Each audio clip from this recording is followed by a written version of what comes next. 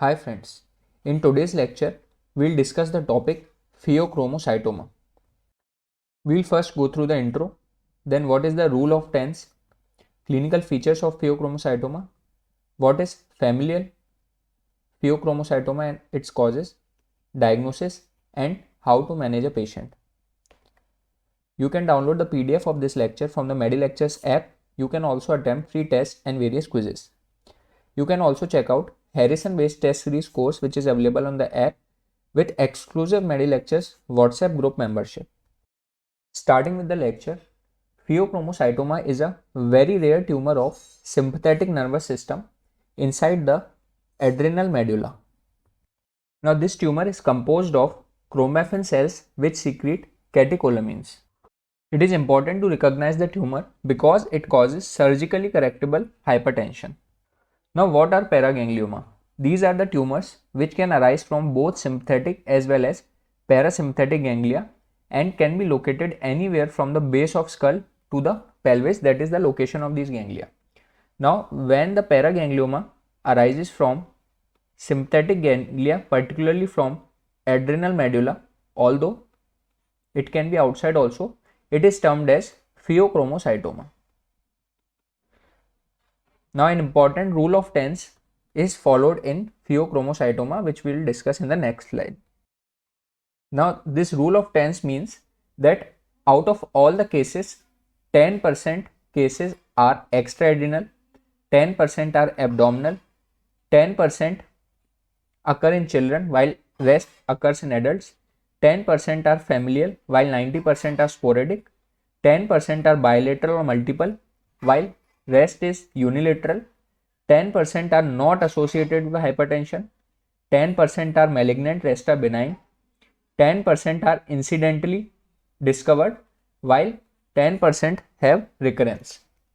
Now this rule of 10 has somewhat changed in that now almost 15% are extraadrenal and almost 25% cases are familial.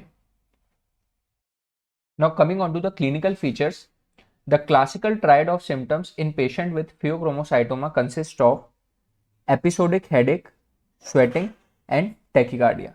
So this is the classic triad. Now the 5 P's associated are, first one is pressure, that is raised blood pressure, which is seen in almost 90% of the cases.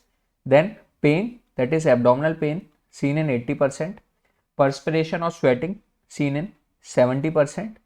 Palpitations are seen in 65% of all cases, and pallor due to sudden release of catecholamines. Now, sustained hypertension is more commonly seen as compared to paroxysmal hypertension, although the paroxysmal hypertension is the characteristic feature of this tumor. Now, these paroxysmal episodes are associated with pallor or flushing, headache, sweating, and palpitations and anxiety.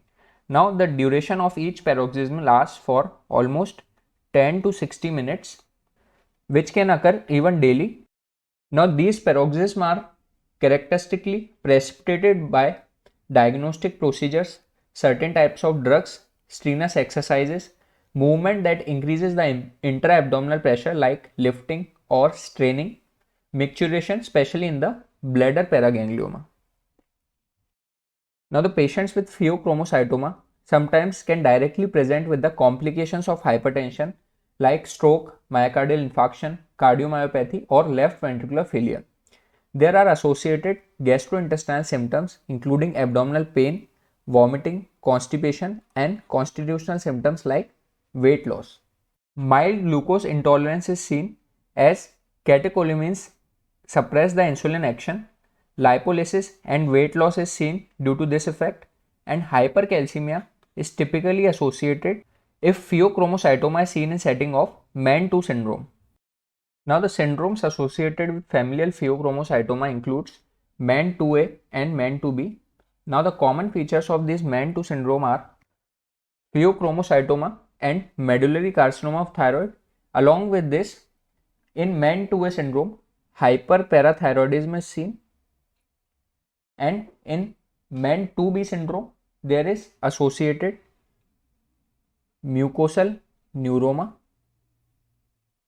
and Marfanoid habitus. So this was about MAN2 syndrome. VHL syndrome is also associated with familial pheochromocytoma, in which a specific tumor, retinoblastoma, can be seen.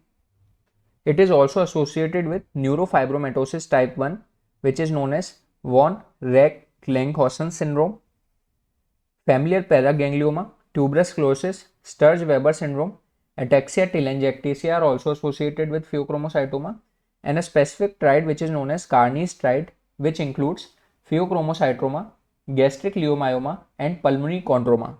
This is also associated with familial pheochromocytoma. Now coming on to the diagnosis, high index of suspicion is important for making the diagnosis. Now the most sensitive test is plasma metanephrin, while the most specific test is 24-hour urinary free metanephrin plus catecholamines.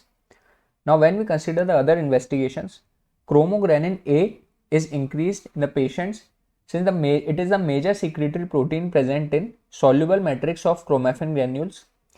CT MRI scan can be used to localize the tumor. Scintigraphy is useful for localization of tumors. These include MIBG scintigraphy, which uses iodine 123, then somatostatin receptor scintigraphy, and finally DOPA PET scan, which uses fluorine 18 in the form of fluorodihydrophenylalanine. Now plasma noradrenaline can also be measured to localize the tumor in difficult cases. Now coming on to the final part of this lecture, that is the management of pheochromocytoma. The treatment of choice is excision of the tumor. Now before the surgery, we have to perform the preoperative care, intraoperative as well as postoperative. In preoperative care, we will have to control the BP of the patient. So we can start with a combined alpha plus beta blocker, and the drug of choice is phenoxybenzamine.